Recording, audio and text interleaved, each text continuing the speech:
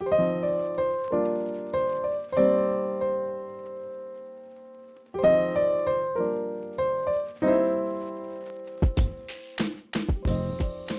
found it by accident, just a normal load of laundry, a regular Tuesday, and one receipt that was never supposed to exist. Room 114, some sketchy, cheap motel outside Sacramento. The date? The exact day his wife said she was at a conference. From that moment on, Mark stops chasing the truth. He starts piecing it together, slow and steady, cold as ice. And then the impossible happens. Linda brings up an open marriage, not even realizing she's not giving her husband freedom, she's handing him permission. And all right, my dear viewers, welcome to my channel.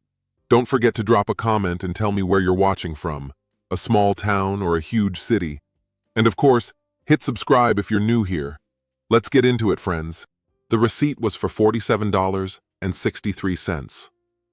Room 114 at the Pine Valley Motor Lodge, 18 miles outside Sacramento. Mark found it in the pocket of Linda's blue dress, the one with the small white flowers she had worn to her sister's birthday party the week before. He was sorting laundry, that was all. Just sorting laundry on a Tuesday afternoon in October while Linda played tennis at the club. He stood in the laundry room with the dress in his hands. The fabric still held traces of her perfume. The receipt was dated September 14th. He pulled out his phone and scrolled back through his calendar. September 14th. Linda had been in Sacramento for a conference, the California Association of Realtors' annual meeting. She had called him that night from her hotel room, complained about the keynote speaker, said she missed him. The Pine Valley Motor Lodge was not the Sacramento Marriott where her company had booked her room. Mark sat down on the small wooden bench where they kept the laundry baskets. His knees felt strange, hollow. He read the receipt again. Checkout time, 11:42 a.m. She had driven back that afternoon, arrived home around 4, kissed him on the cheek, and asked what he wanted for dinner. 30 years. They had been married for 30 years. The children were grown, Daniel in Seattle, Michelle in Boston. The house was paid off. They had planned a trip to Portugal for their anniversary in March. He had already bought the tickets. He folded the receipt carefully and put it in his wallet. He finished the laundry. He started dinner. When Linda came home from tennis, flushed and smiling, he asked about her game. She had won. She always won. That night, Mark lay awake while Linda slept beside him. Her breathing was even, untroubled. He watched the ceiling fan rotate in the darkness and thought about the man she had met at the Pine Valley Motor Lodge. He did not know who it was, not yet. But he would find out. He had time. He had nothing but time now. The next morning, he made her breakfast. Eggs and toast, the way she liked them. He kissed her goodbye when she left for work.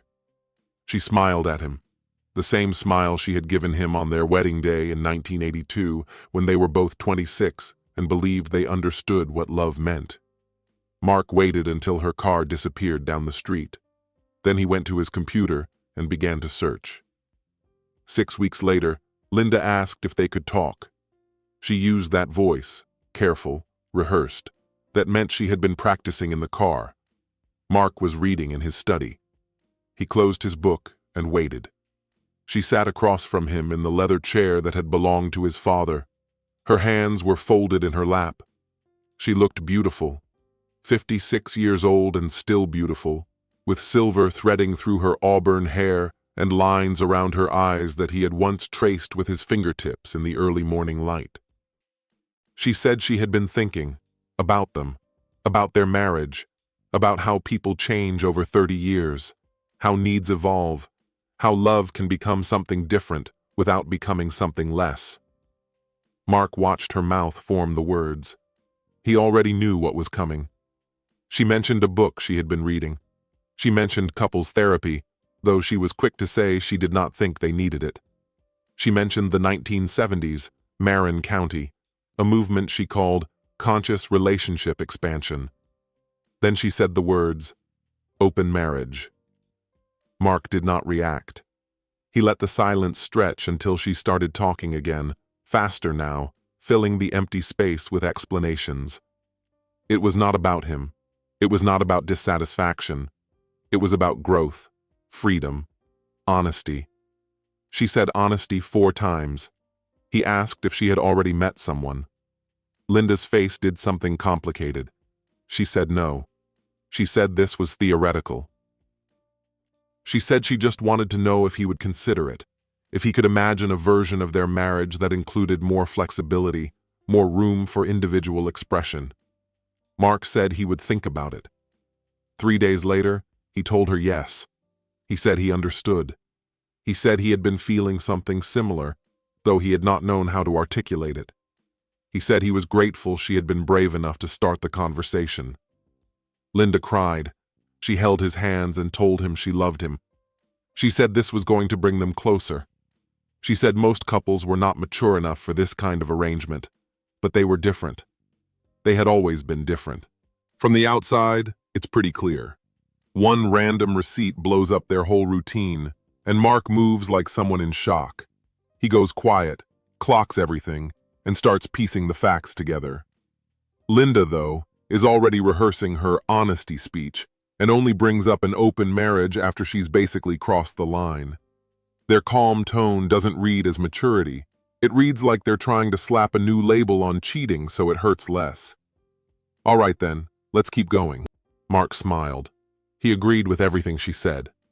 When she went to bed that night, relieved and hopeful, he stayed in his study for another hour. He had spent the past 6 weeks gathering information. He knew about Congressman David Whitmore now. He knew about the Pine Valley Motor Lodge and the apartment in San Francisco, and the weekend in Carmel when Linda had told him she was visiting Michelle in Boston. He knew everything, and now he had permission.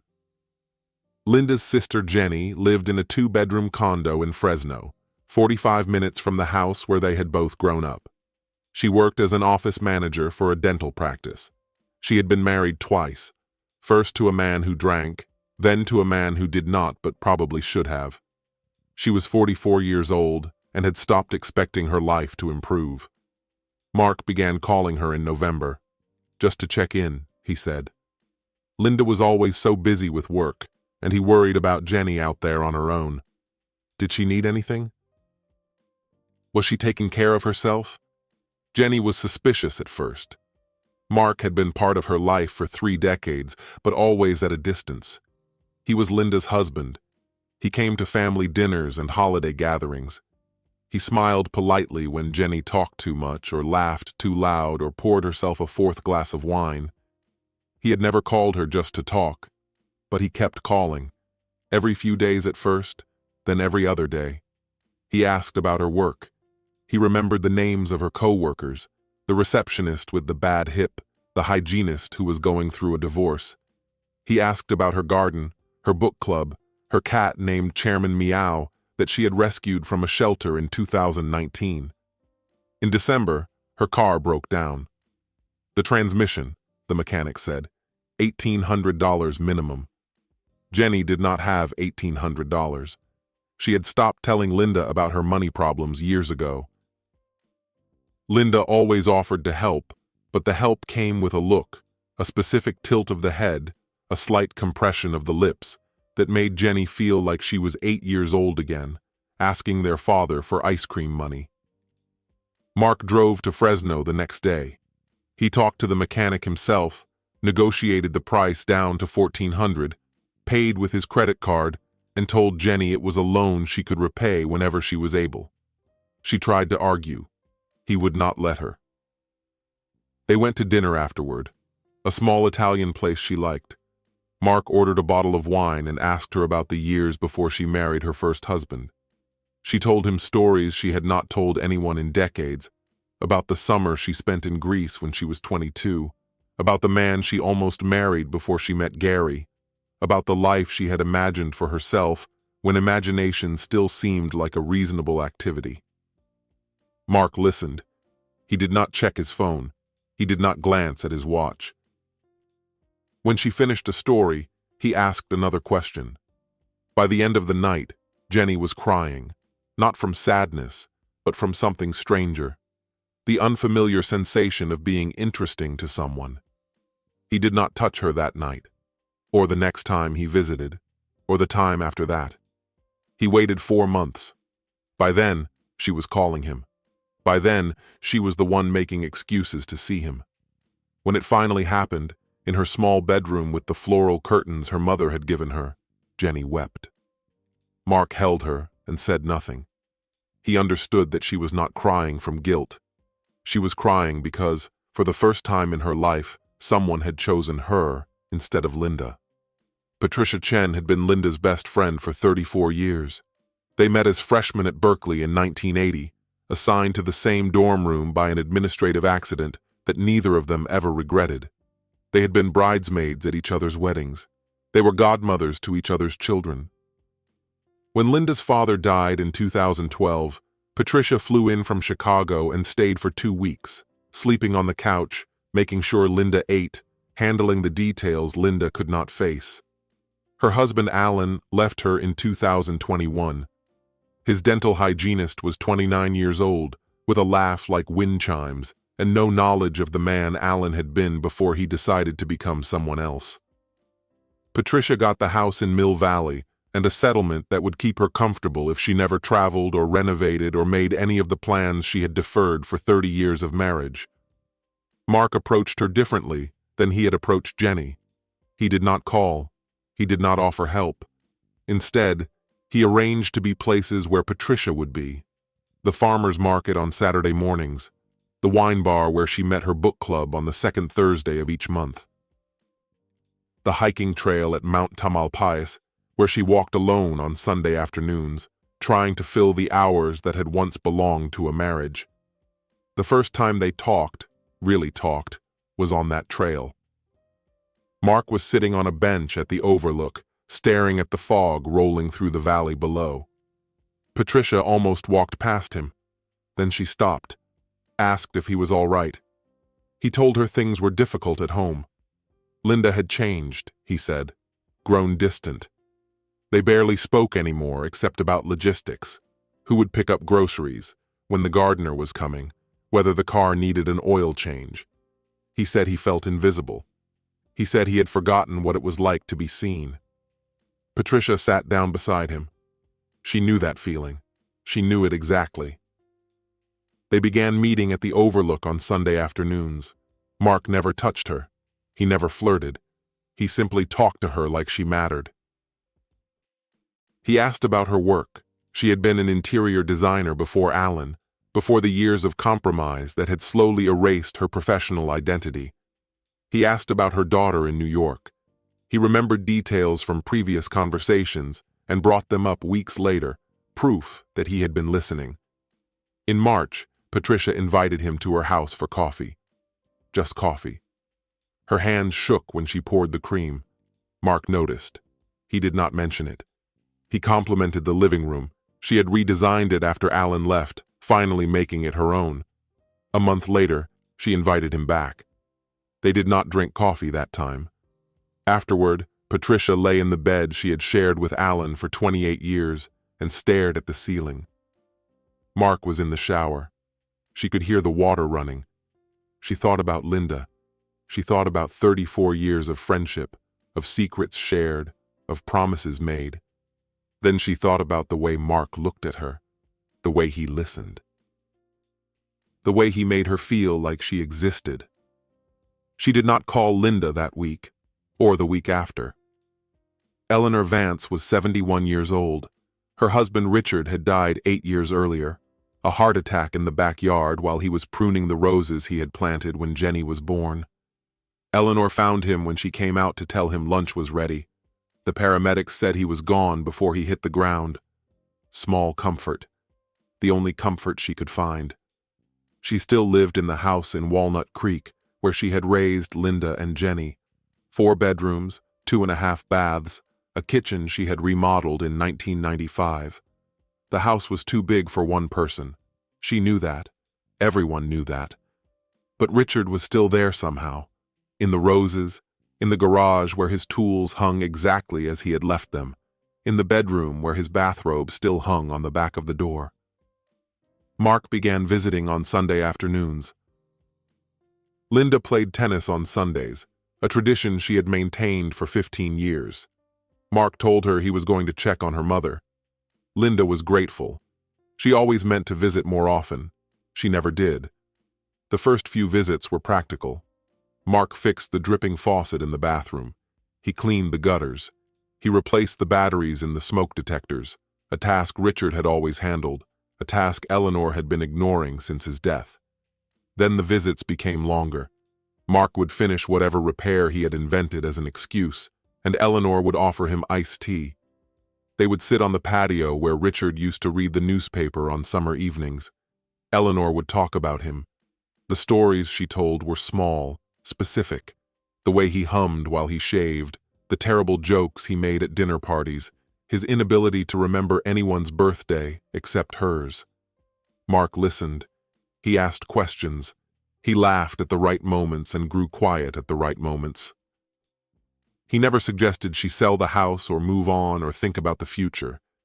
He just let her remember. One Sunday in May, Eleanor started crying. She had been talking about the anniversary trip they took to Hawaii in 2008. The way Richard looked at her across the table at that restaurant in Maui. The way she had felt young again, if only for a week. Mark moved to the chair beside her. He put his arm around her shoulders. She leaned into him. The physical contact, the simple warmth of another person, was almost unbearable. 8 years. 8 years since anyone had touched her with tenderness. She looked up at him. His face was close, kind. She saw something in his eyes she recognized. Want, need. The same loneliness she felt every night in the bed where Richard no longer slept. What happened next was slow, gentle. Nothing like what she had expected, though she had not admitted to herself that she expected anything at all. When it was over, she lay in his arms and wept. "I am sorry," she said. "Do not be sorry," Mark said. "There is nothing to be sorry for." He came back the following Sunday, and the Sunday after that. Eleanor stopped telling Linda about the visits. Some things were hers alone. Some things did not need explaining. She was 71 years old. She had not felt this alive since the moment before her husband fell. Eleanor's dining room table could seat 12. On Thanksgiving, it held 5. Eleanor at one end, Mark at the other, Linda and Jenny on one side, Patricia across from them. The chair where Richard used to sit remained empty, a habit Eleanor had never broken. Mark carved the turkey. He had done this for the past 15 years, ever since Richard's hands began to shake. The knife moved through the meat with precision. He placed slices on each plate, dark meat for Eleanor, white meat for Linda, both for Jenny. He knew their preferences. He knew everything about them now. Linda poured wine. She was talking about a property she had just listed, a mid-century modern in the hills, original hardwood floors, a view of the bay. Her voice filled the room the way it always did, confident and certain. She did not notice that no one was listening. Jenny sat with her shoulders curved inward. She had not looked at Linda since arriving. When Mark passed her the gravy boat, their fingers touched. Jenny pulled her hand back too quickly. The gravy sloshed. A few drops landed on the white tablecloth. Patricia was watching the candles. The flames reflected in her eyes, 2 small points of light that jumped and flickered. She had not spoken except to compliment Eleanor on the stuffing. When Linda asked about her book club, Patricia answered in single sentences. "Fine. Good. The same as always." Eleanor touched Mark's shoulder as she refilled his wine glass. Her hand lingered for a moment.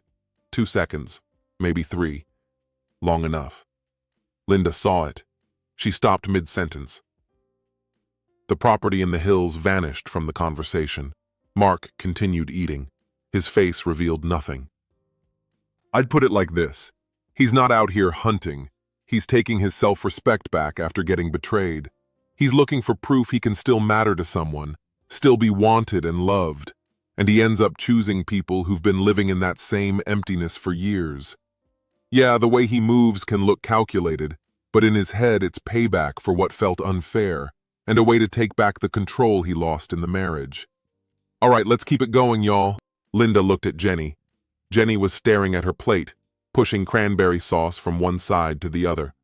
Linda looked at Patricia. Patricia was looking at Mark. The expression on her face was one Linda recognized from old photographs, pictures from college, from the years before Alan, from a time when Patricia still believed in possibility. The silence stretched. Eleanor began talking about the weather. The forecast called for rain this weekend. The garden needed it. The roses were struggling. Mark agreed. He said he would come by Sunday to check the irrigation system. Linda set down her fork.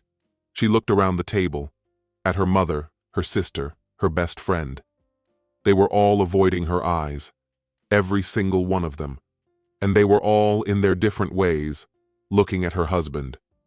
She understood then, not the details, not the scope, but she understood that something had shifted beneath her feet, that the ground she had stood on for 30 years had become unreliable. Mark asked if anyone wanted more turkey. His voice was pleasant, ordinary, the voice of a man with nothing to hide. 3 weeks after Thanksgiving, Linda demanded answers. She waited until evening, until the house was dark except for the lamp in Mark's study. She had spent the weeks watching, noticing, the way Jenny ended phone calls when Linda entered the room, the way Patricia canceled their lunch dates with thin excuses, the way Eleanor mentioned Mark's visits with a softness in her voice that did not belong there. She stood in the doorway of the study. Mark was reading. He looked up. "I know," she said. He closed his book. He did not ask what she knew. She told him anyway, all of it. The suspicions that had crystallized into certainty, the looks at the dinner table, Jenny's guilt, so obvious it was almost a confession, Patricia's strange distance, her own mother, touching Mark's shoulder like she had the right. Her voice rose. She used words she had never spoken in 30 years of careful marriage, words that cracked and splintered in the air between them. Mark waited. He let her finish. He let the silence settle over the room like dust. Then he opened his desk drawer. The manila envelope was thick. He placed it on the desk between them. Linda stared at it. She did not want to open it. She already knew, somehow, that opening it would be the end of something. Mark gestured. "Go ahead." Inside were photographs, 8 of them, printed on glossy paper. Linda in a hotel room. Linda and a man whose face she recognized from campaign signs and news broadcasts. Congressman David Whitmore. His wife was a pediatrician. His children attended private school in Sacramento. He was running for Senate. The photographs were explicit, undeniable. Linda's face was visible in everyone. Mark spoke calmly. He explained what would happen if these photographs reached the press. The congressman's career would end. His family would be destroyed. And Linda would become the woman who brought him down, the homewrecker, the scandal. Their community was small. Their friends talked. By the time the story died, Linda would be a pariah. No one would list a house with her. No one would meet her for lunch. The children would hear about it. Everyone would hear about it. Linda sat down. Her legs would not hold her anymore. Mark stood. He walked to the window and looked out at the garden.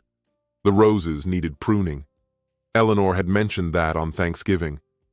"I want a divorce," Linda said. Mark turned. His face was still calm, patient, the face of a man who had waited a very long time for this moment. "No," he said, "you do not."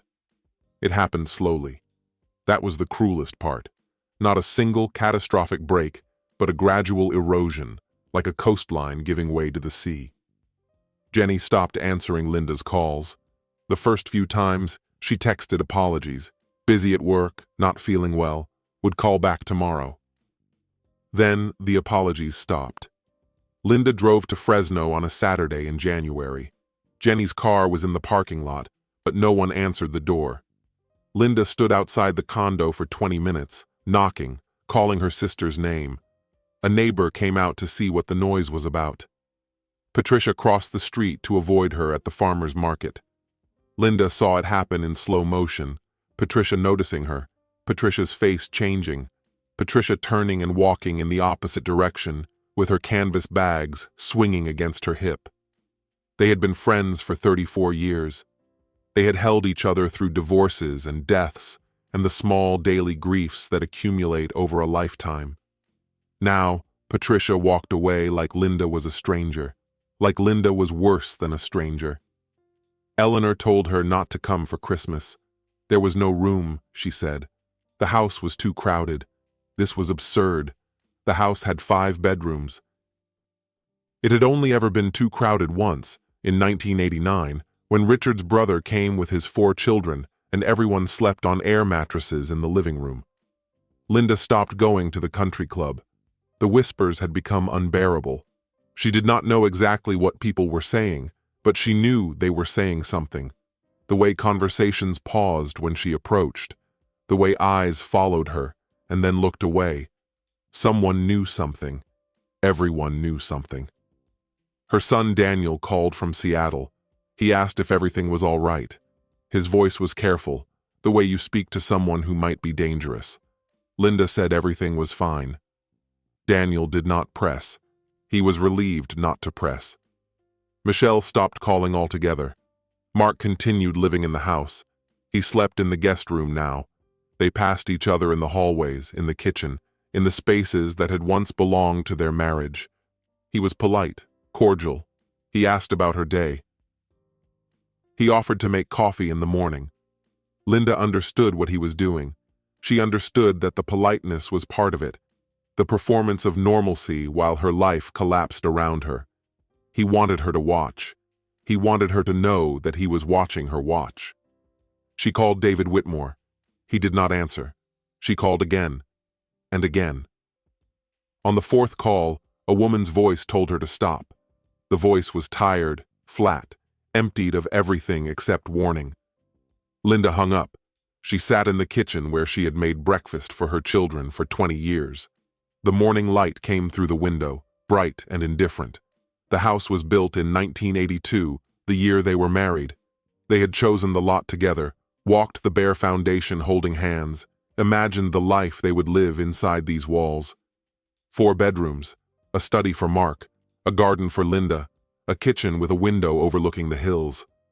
Now Linda walked through rooms that felt like museum exhibits. The furniture was the same. The photographs still hung on the walls. Daniel's graduation, Michelle's wedding, the trip to Italy they took for their 20th anniversary. The objects of a life. Evidence that something had existed here once. She had called a lawyer. The lawyer explained the situation with the photographs. Blackmail was illegal, yes, but proving it was complicated. And even if she could prove it, the photographs would still exist. They could still surface. The scandal would still happen. She called a therapist. The therapist asked about her support system, her family, her friends. Linda laughed. It was not a pleasant sound. The windows needed cleaning. She had noticed this weeks ago, but could not bring herself to call the service. The garden was overgrown. The roses Mark had planted along the back fence, the roses that matched the ones in Eleanor's yard, the ones Richard used to tend, had gone wild. Branches twisted in directions they were never meant to grow. She stood in the kitchen at 3 in the afternoon. The light was different now, lower, golden. The same light that had come through this window on 1,000 ordinary days. Days when she made breakfast. Days when the children ran through the house. When Mark kissed her goodbye before work. When the future was still something she believed in. The phone did not ring. No one came to the door. The silence was so complete that Linda could hear the house settling around her, the small creaks and groans of wood and plaster adjusting to temperature, to time, to the weight of everything that had happened within these walls. She thought about calling someone, anyone, but there was no one left to call. Mark came home at 6. He made dinner for himself. He did not offer to make dinner for her. He ate in the study, alone, with the door closed. Linda sat in the living room until the light was gone. She did not turn on the lamps. She let the darkness gather around her like something she had earned. Mark packed on a Tuesday morning.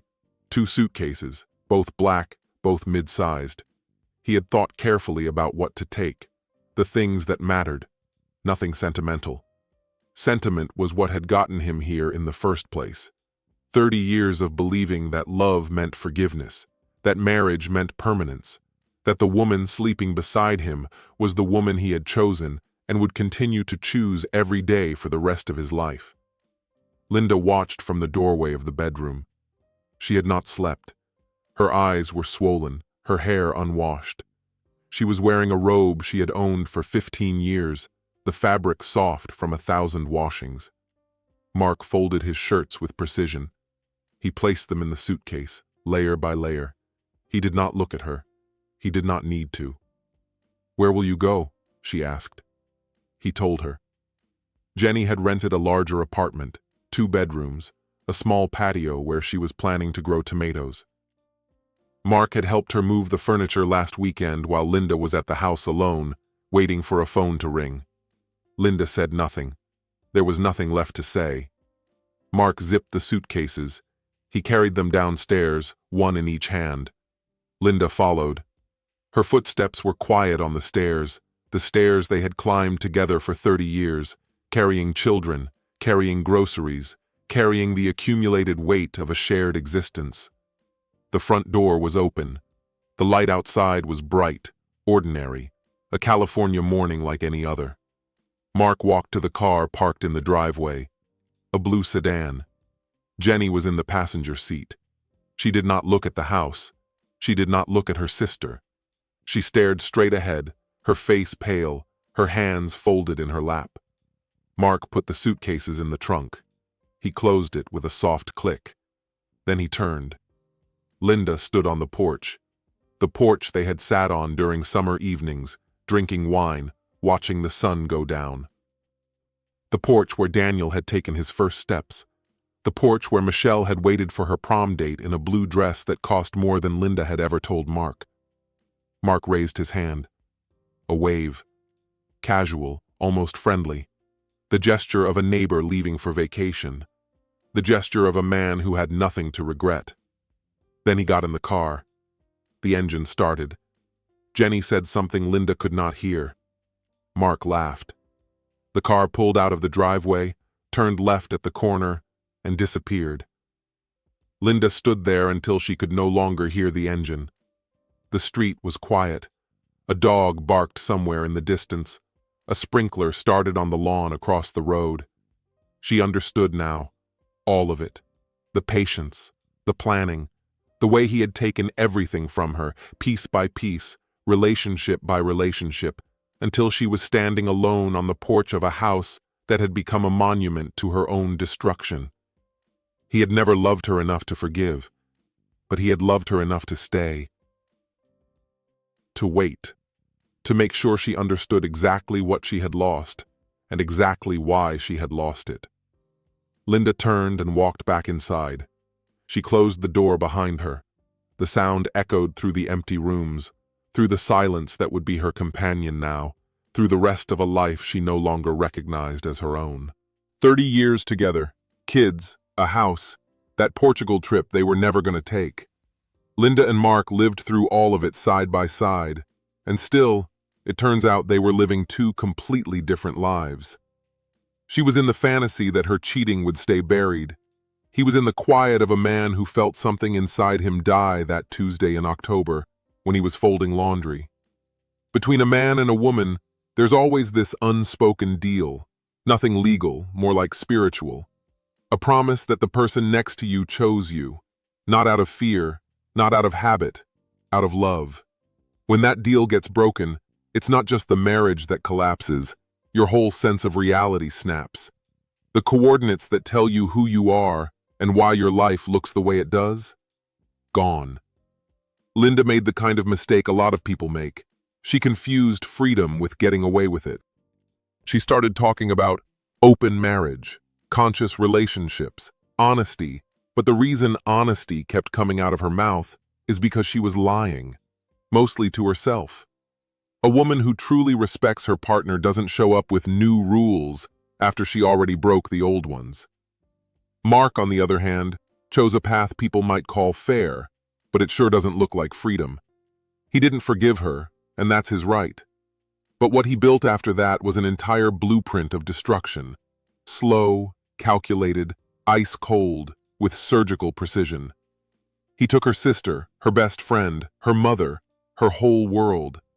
And at the end, he just waved goodbye like a neighbor heading out on vacation and drove off with Jenny into a brand new life.